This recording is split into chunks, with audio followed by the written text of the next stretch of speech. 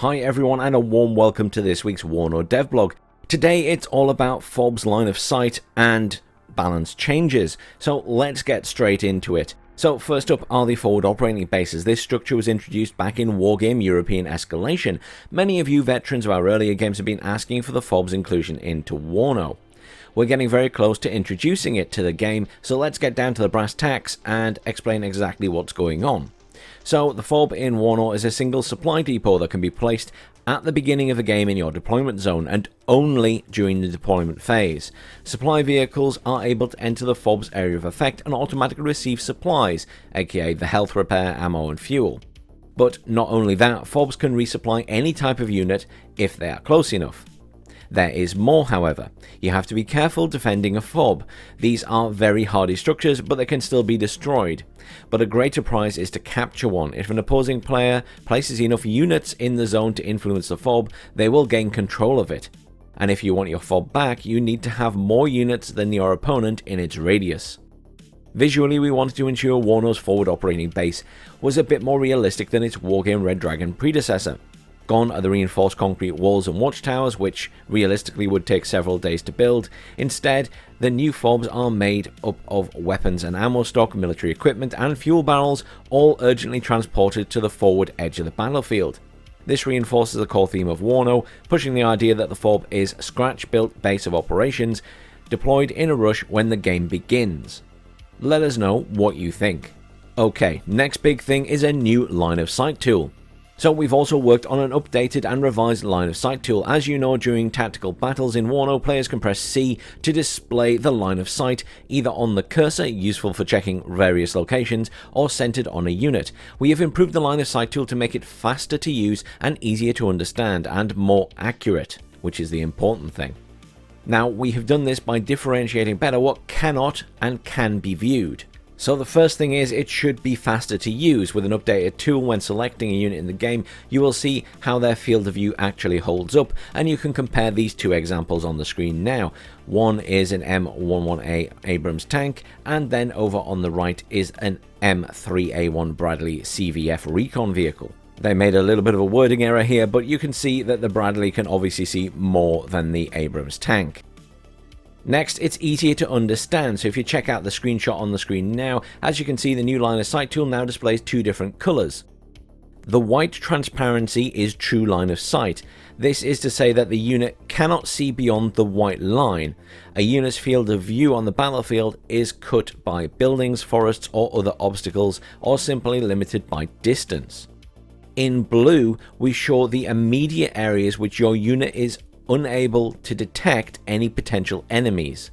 However, if an allied unit detects a hidden enemy, they will appear in this region even if the selected unit can't see any foe directly.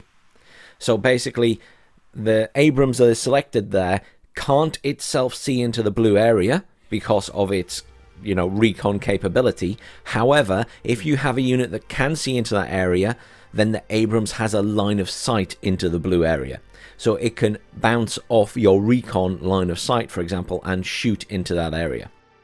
So it's more accurate as well, apparently. So we have also incorporated the functionality to simulate detection of any type of unit by clicking on the line of sight icon. By doing this, you can immediately tell which units can be detected in the blue area depending on their level of stealth. Wondering if you can spot that towed AT gun? Click. Or an enemy Spetsnaz recon team? Click. The tool also lets you distinguish all environmental elements that influence vision and detection. You can see how this works on the screen now. Okay, so that's line of sight tool and FOBs out the way. So now they go on to what are we aiming at. So our main objective in the game right now is a high time to kill, promoting a more deliberate and tactical pace of playing WARNO, which would appeal to all players regardless of level. But that's not all. We also want to reduce as many cheesy tactics as possible.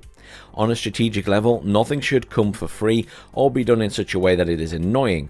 We wish to create a comfortable, worthwhile atmosphere in WARNO that doesn't promote any feelings of injustice or frustration.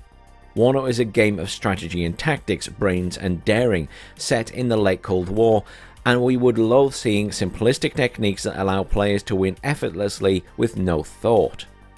Make no mistake, we are on a never-ending quest to provide you with the deepest, most fun, most authentic experience possible in WARNO. So what can you expect to be rebalanced in the near future? Aircraft, helicopters, and anti-air. When it comes to aircraft, helicopters, and anti-air adjustments, we will enter a cycle now of experimentation. At the moment, we are not fully satisfied with this aspect of WARNO. We are studying various ways which we can update the mechanics involved. Planes are too often used as suicide jokers that prevent the deployment of heavy tanks, and they are also allowing some players to win the game within the first few minutes without too much effort. Please be patient, as in the coming weeks we will see some different meta approaches being implemented. It will take time, and we will consult your feedback and comments on the official Discord server. If problems arise, we will react as soon as we can. Artillery and MLRS changes. Much like helicopters and aircraft, we will also be taking a good look at artillery and MLRS. Some recurring issues have been a tactic of bombarding access routes and spawn points at the start of a game. We need some time to help find the right balance here, and once more we can use your feedback to identify the most useful gameplay solutions possible. In the next patch, we will also preemptively decrease the damage output of howitzers while increasing the area of suppression. This will allow team games from 2v2 all the way to 10v10 to be less dependent on artillery. Once this change is in, we will likely slowly adjust the damage and suppression variables until we find the right balance. Stabilizing the meta.